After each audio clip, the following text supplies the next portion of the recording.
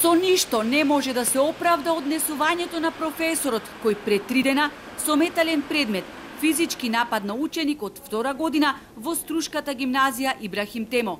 Едноставно недозволиво е возрасен човек на своји 57 години, кој наместо да биде педагог, прибегнува кон такви методи и со толку големо насилство. Надлежните требало веднаш да реагираат, бидејќи ова не е негов прв инцидент, реагираат психолозите.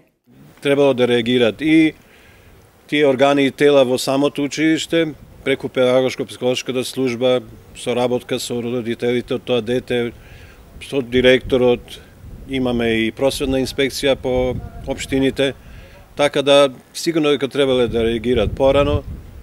Дали реагирали и колку, не знам. Али очигледно нешто не презеле тие баш посериозно нешто, што ова продолжило.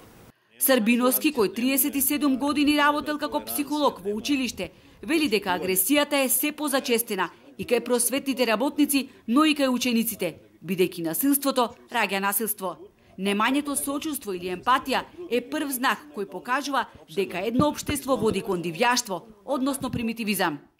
Треба да се има вештини, значи да има социјална интелигенција, емоционална интелигенција, мало емпатија да има, да не се решава се со конфронтирање, со спротивставување, туку со мало толеранција треба, со почитување.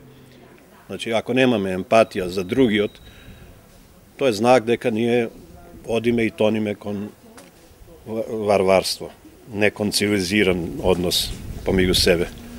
Професорот повеќе од една деценија имал проблеми во комуникацијата и со учениците и со колегите.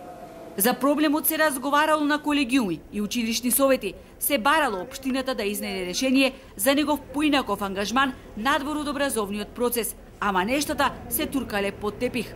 Вакви потенцијални инциденти клечат и ги чекаат своите 5 минути во многу училишта. Одговорност за овој настан мора да има, ама не само за професорот, туку и за сите оние кои молкум овозможија ова да се случи.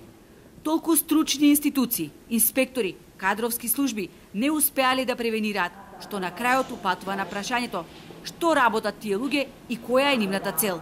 Ова се само дел од реакциите на просветните работници кои не стигнуваат, а својот револт го искажуваат на социјалните мрежи.